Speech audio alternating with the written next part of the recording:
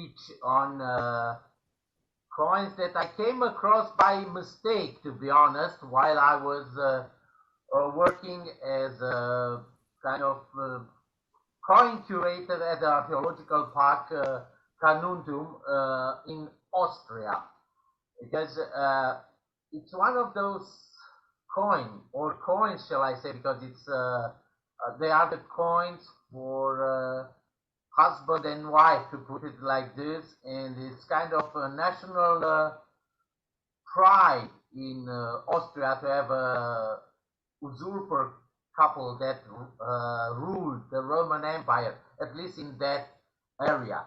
That's why I took permission, and I hope everybody can see the share I screen.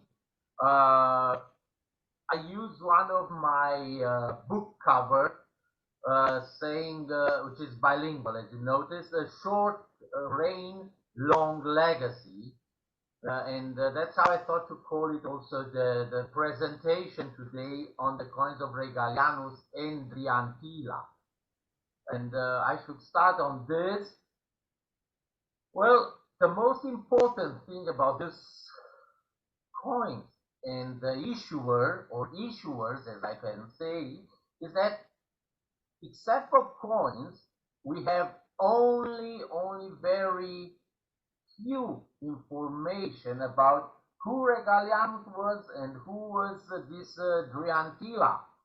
And practically, I choose to show you the prosopography of the later Roman Empire, because in 1971, when this work came out, it was kind of collecting all the information on this Regalianus, as you can see on the share screen, in detail.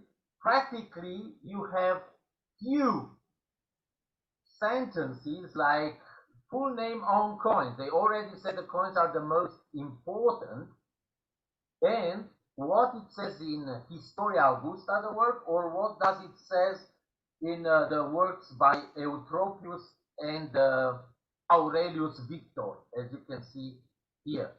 Practically, the most important part, it comes from the chapter in Historia Augusta, in the life of the 30 tyrants, as it is called there.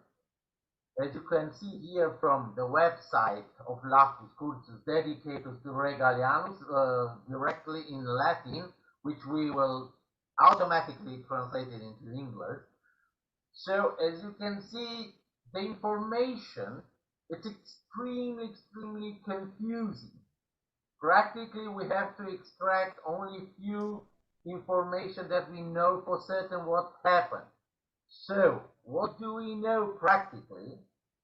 We know that it was a person, a character, Publius Gaius Regalianus, who the historians always got his name wrong, and this will be kind of case when even later, when they were trying to come out with the first exotic information on Regalianus, you have the misspelling from Eutropius as Trebellianus in the 4th century AD, which actually will serve to Guillaume Rouillet in the Promptuary Inconum Insignorum from 1553 to produce a so-called coin. I use here the source from esteemed colleague and friend Bernard Wojtek from Vienna. So here we have Trebellianus, then we have Aurelius Victor from the 4th century, who calls him Regilianus.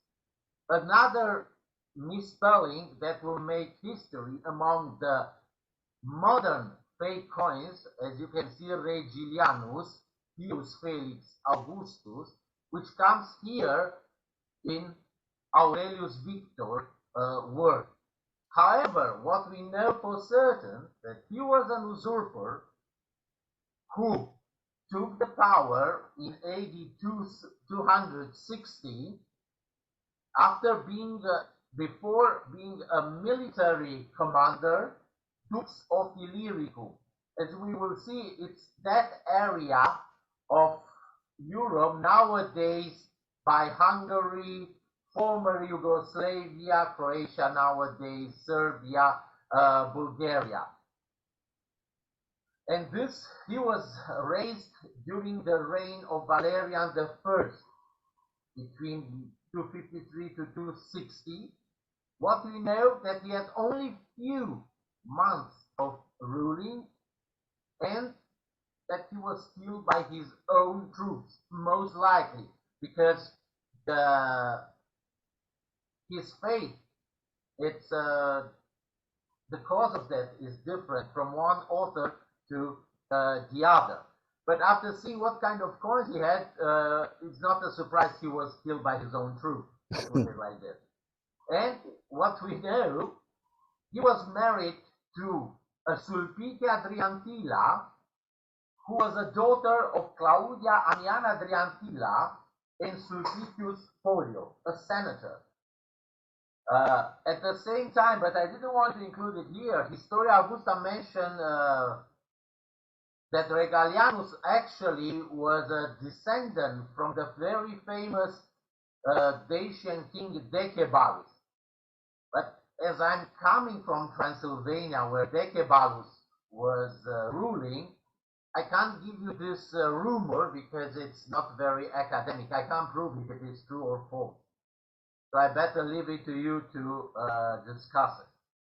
So practically, as you can see here, Regalianus was residing in this area in Carnuntum, which was the most fortified key point on the Limes, on the Roman frontier, going from Zwetendorf in West Austria through Vindobona or Vienna, where Marcus Aurelius died in 180, and moving towards east, practically was the most fortified frontier in north of the Roman Empire on the middle of Danube.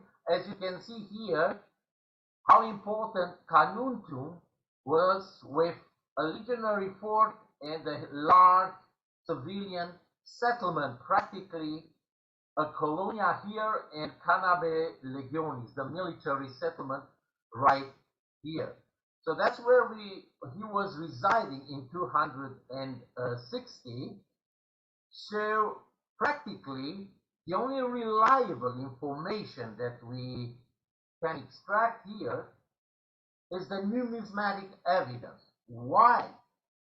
Because we got the full name here, Publius Gaius Regalianus, of course, with the four names abbreviated. Then we know that the only, may I call it, the sort of portraiture for both Regalianus and Dryantilla, because after you will see the genuine coins, we have to admit that it's hard to say that we definitely know how actually they look like. All their coins are of the so-called denomination of Antoniniani on silver. The mint was in Carnuntum, at that time a kind of metropolis of Pannonia Superior, which is nowadays Petronell Carnuntum in Austria. And this comes the unicity part of the coins of Regalianus and Dryantilla, that all the coins are overstruck on earlier issuers, mostly denarii. So practically, Carnuntum is in an area where there is no mine, silver mine around. And not to imagine that practically Regalianus in 260 was practically ruling a small area. So what they did, they took denarii of Septimius Severus, Caracalla, Elagabalus, Severus Alexander or Maximinius Thrax, and directly overstruck their own coins. And as you will see, they have a terrible design, definitely because they were doing everything, shall I say, overnight, they didn't have a skillful engraver, a coin die producer, and the coins would just look terrible. At the moment, and that makes a kind of interesting part, I am aware of 133 coins at the moment, because I was keep being informed about in the last 10 years, almost every year I was informed that there was another coin of Dryantilla or Regalianus found there and there, or it shows up in auction. At the moment we know 61 coins depicting the portrait of Regalianus and 72 of Dryantilla. And this makes kind of another unique aspect for an imperial Roman coin when the emperors, to put it like this, has more coins found than the emperor himself, which actually now we have to ask ourselves who's the emperor in this case. If we pay attention to the distribution of coins, I took each one of these coins and tried to figure out where these coins have circulated. And as you are familiar with Roman imperial coins, you can see that practically it was only the area of Pannonia, and I will take permission to point it out that practically it's the area surrounding Carnuntum, most of the coins. Even in Barbaricum, in Shamorin, nowadays in Slovakia, we have this coin practically found, well, from an information that says that 10, 12 coins of Regalianus and Dryantilla were initially found, but they got spread out in modern circulation, to put it like this. So this was one of the very logical, deductive reason why the mint was supposed to be in Carnuntum. Hypothesis already forwarded by the great numismatic scholar Robert Goebel from Vienna.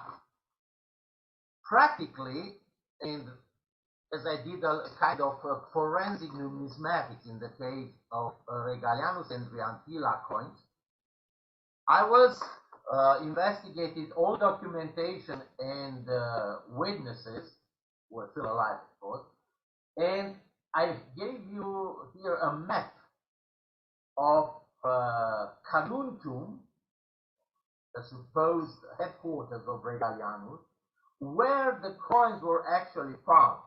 As you can see, most of them come from the military area, the legionary fort, the military amphitheater, the military town, or the so-called Canabe Legionis, and some of them come from the civilian, or the so-called civilian settlement of Carnuntum, right from Gladiator School and the second amphitheater of Carnuntum, which practically the latest one I was aware was found here on the property of the Count Alban Traum, that was found here like 3 years ago in this area, Regalianus. Certainly, they will still keep coming in this area. Therefore, as I showed to you, and I will go a bit back to this map, we have this amphitheater, conventionally called Amphitheater 1, which belongs to the Canabe Legionis area next to the legionary fort of the 14th Gemina Legion garrison in Carnuntum. Why I'm pointing out this one, this spot, is in 2008, in this area, as you can see here, the amphitheater, the southeast edge of the amphitheater, in 2008, the archaeologists discovered this coin of Regalianus, this sort of coin of Regalianus, which quite clearly indicated that this was a terrible malfunction of coin production here, because this coin could not get as a coin into circulation. And 1 year later, when they were extending the excavation in this area, as you can see, the area has been extended. In 2009, they found the Dryantilla, 1 or even half a meter away from this one.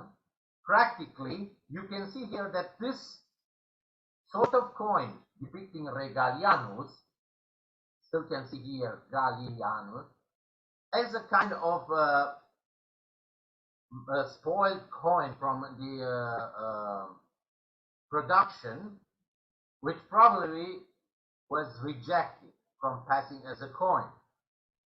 Well, of course, it's just a hypothesis, but it's a beautiful one. So if this is true, then definitely this has to be in the vicinity of the mint where it was produced. So it's actually, you know, it's where the archaeologist is pointing, it's exactly where this coin was found, and Dryantilla was found somewhere here in this area. 1 year later, as you can see, the measurements next to a building wall.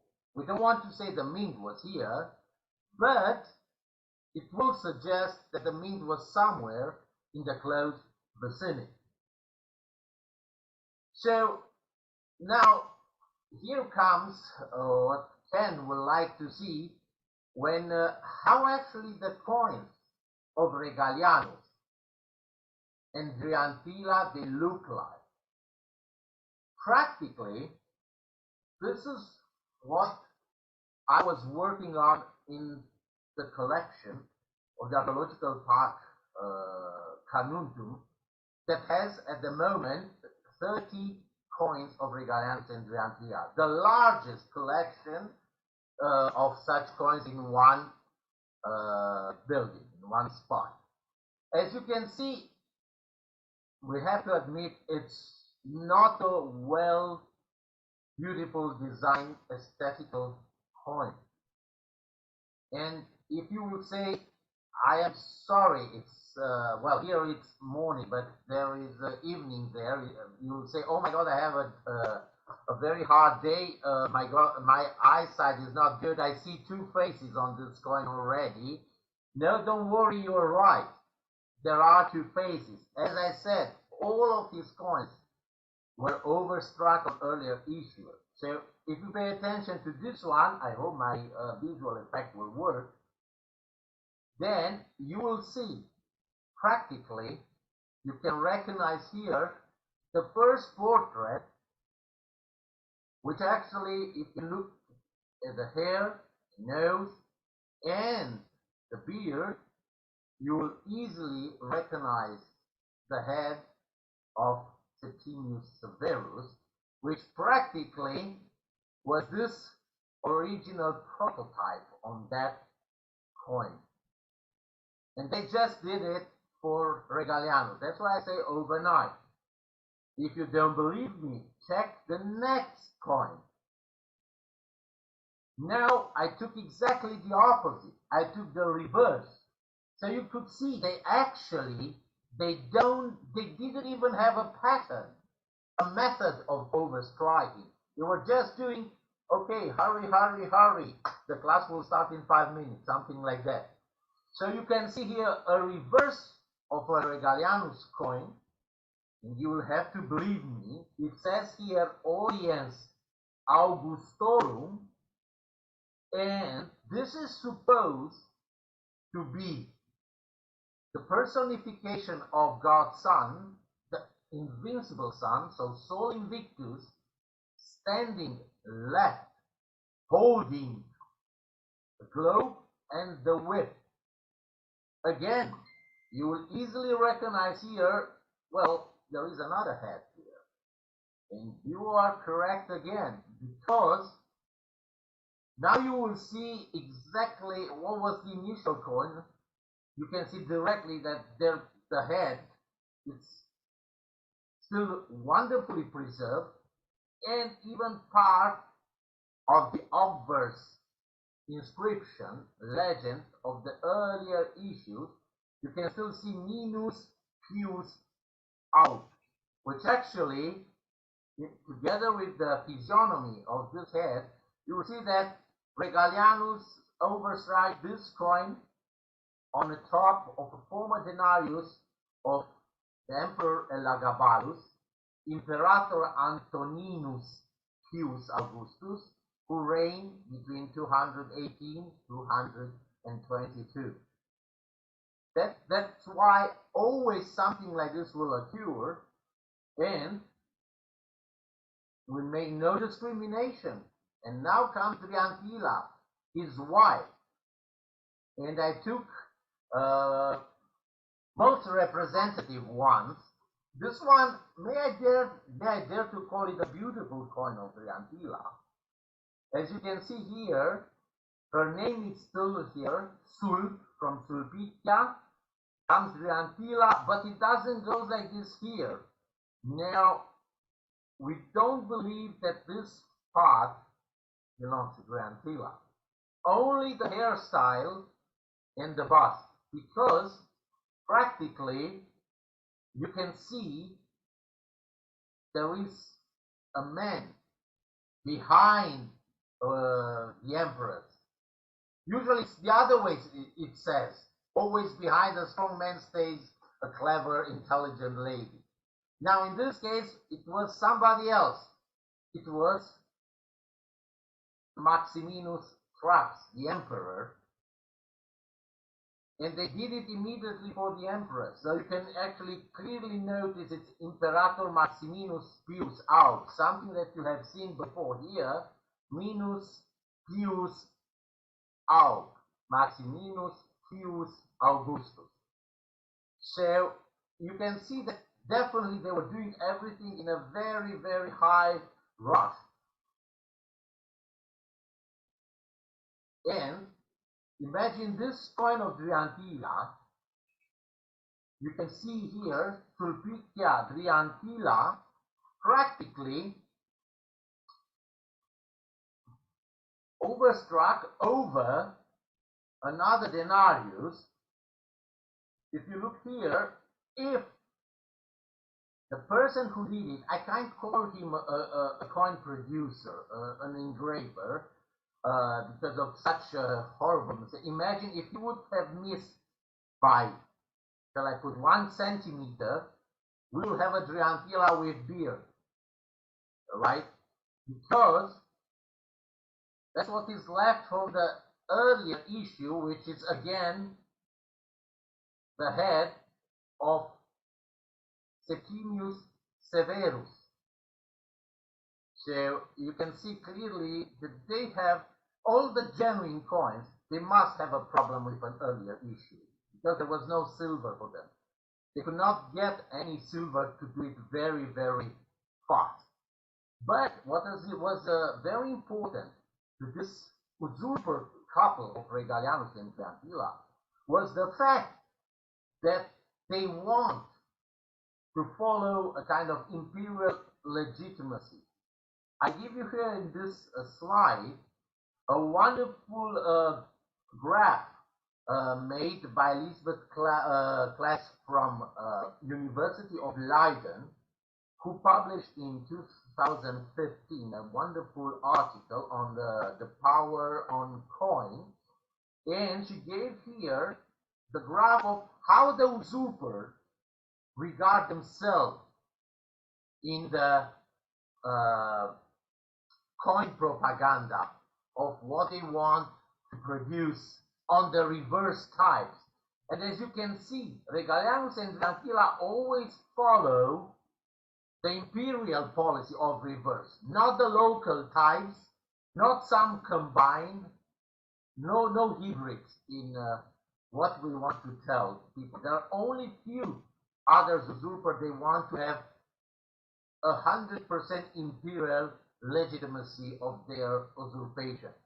And Regalianus and Dryantilla, with their 22 types, were fit perfectly, 100% in this category. According to the book, or actually the catalog on all the coin types of Regalianus and Dryantilla done by Robert Goebel, you can see here that practically all the reverse types for both Regalianus and Dryantilla, they are actually fully covered imperial types, including misspelling Latin, like Unoni Regine instead of Regine. As you can see here, according to the same word by Robert Goebel, you can see here that practically all the types are made by a very poor, skillful engravers. At the same time, Robert Goebel already introduced in his catalog all modern fakes that we were all aware at that time on these exotic coins, as I would like to call them like this. Certainly, mentioning catalogs for such coins, I present here, of course, the well-known The Roman Imperial Coinage, Volume 5, Part 2, which have a chapter dedicated to Regalianus and Dryantilla, already mentioning the mint in Carnuntum, and at the moment the most complete catalog, as the one done, as already mentioned by Robert Goebel in the famous series of Moneta Imperii Romani in Vienna, with the Münzprägung der Kaiser Valerianus, Regalianus, and Marcianus. So number 43 is dedicated to Regalianus. The first corpus that was trying to offer a very comprehensive, exhaustive view on the coins of Regalianus and Dryantilla comes from this magnificent, huge work called Numismata Carnuntina, Research and Materials, 3 volumes and plus a CD, which besides all the coins and theories, including coin circulation, coin finds in Carnuntum, there are 2 chapters by Bernhard Wojtek and Heinz Winter that deals with all we knew about Regalianus and Dryantilla in 2007 when these books were published. And therefore, when Ken Shitty told me first about Dryantilla and Regalianus, what's the chance that they are genuine or fake? Well, these coins actually, because of the mystic nimbus around who were they, because they have a very short rule. In Dryantilla has more coins than Emperor himself. I had an course made on this fakes. When did they start this one? And thank you again to Bernhard Wojtek for his tremendous work on the historiography of Regalianus and Dryantilla coins. You can see here that the father of modern fakes on Regalianus, I give you here from the article of Bernhard Wojtek, Jacopo da Strada, from Mantua, Italy, even in a painting by Tizian, around 1567, 1568, he's the one who, based on Aurelius Victor, has produced this coin, which is already here Regalianus giving. And you can see here, he already gives you the only beautiful portrait of Regalianus. I can't say Regalianus. Maybe he looked different. Then he gives us something else. Another drawing later on Regalianus, drawing of one of the coins, as we say, quite clearly a modern fake at that time. And in 1615, he even produced this beautiful one perfectly round, shall I say already medallion, because it's better than a coin itself, with a new reverse consecratio that actually never existed before. 30 years later, he inspired another person, Cristian, in 1644, to produce another fake coin, while in 1761, for the first time in this work by Edward Corsini, we have the mention of coin of Usurpers Regalianus, spell it correctly, and also produce one of those reverses with misspelling Latin, Regini, which actually led us to the idea that in fact he did see such coins of Regalianus and Dryantilla. And in 1767, for the first time in the work by Kell from Vienna, we have first time when Regalianus' name is mentioned in a correct terms. And it's not surprising because Kell has worked with the coins from the collection of Ariosti, as you can see here on this page. And Ariosti at that time, he already have the coins of both Regalianus and Dryantilla. Making a long jump in the timeline and come close to the end of my presentation, 2 years ago, together with my good friends from Carnuntum, Werner Melchart and Edward Pohlhammer, we said, okay, let's have a look if Strada, Tristan, later Kell, were so fascinated by these coins, how are they valued now on the market? And we produce a book based on collecting information from different auction houses. Regalianus and Dryantilla, the usurpers from Carnuntum, their coins on internet. As you can see here, we look at various auction houses, and we have to say that we have here only the public auctions, not the private ones. So you can see there is a large variety with the date of auctions. I'm not going to tell you each one of them what is it and what does it mean. The most important, as you can see, the auction house, the date, the weight of the coin, who were the first issuer on which the coin was overstruck, the reverse types, and if they were already recorded in those big books, Numismata Carnuntina. Here is Regalianus, and here is Dryantilla. As you can see, they almost have the same impact on internet.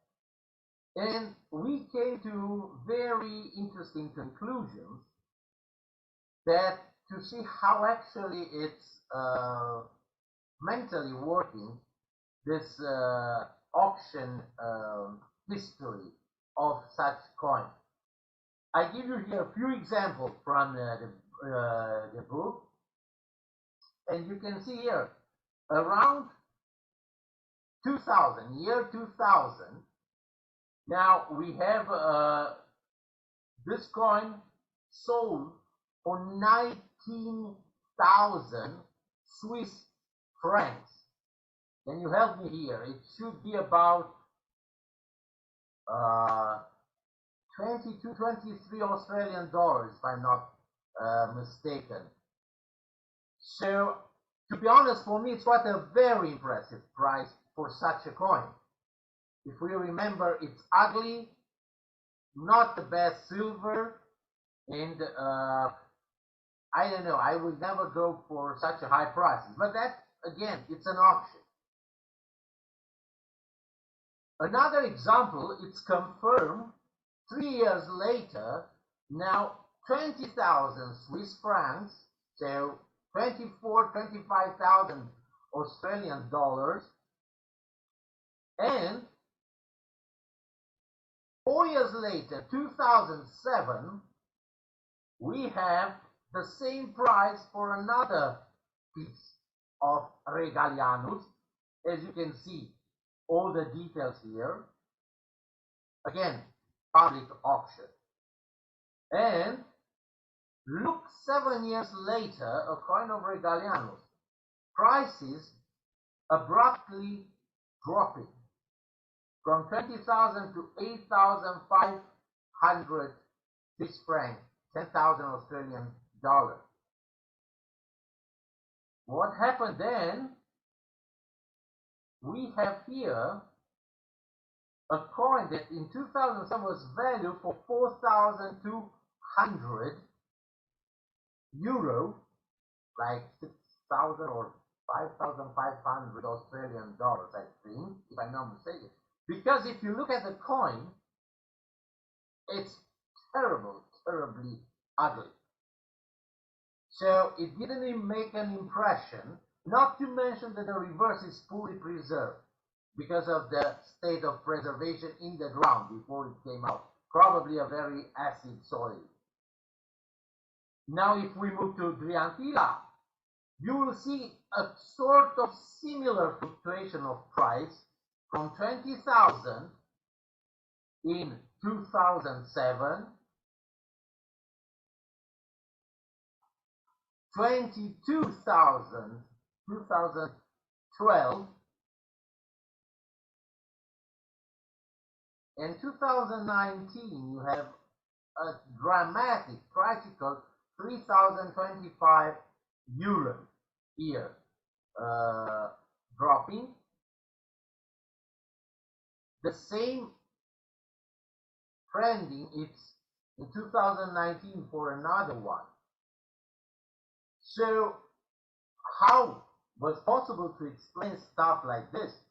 Of course, I was doing a lot of investigation on the market, talking to different people who were in the business for a very long time. And guess what? Corroborating all the answer I have, the dropping of this price was mainly caused by metal detecting. While after 2006-2007, the metal detecting at different sites, it took a kind of booming. So people knows now that by metal detecting, the chances to pick up more and more ancient coins is much higher than was around 2000. So they know now that more and more coins will come in the market. So the price is actually dropping. And to finish my presentation, as I promised to Ken, here is the most wonderful coin I found on an auction to be sold, a Regalianus, the most beautiful coin I ever seen. Excellently done, good weight, beautiful design, but it's already said in the auction. It's a modern date. Sorry, not just yet. And if you look at the price, they already advertising 28 pounds. In 2016 already. So what Strada, Cristian were doing in 17th centuries, they were also doing in the 21st century. But as you can see, the auction house, it's already mentioning, it's a modern faith test for study to be used, which I found it extremely deontologically put it on the market.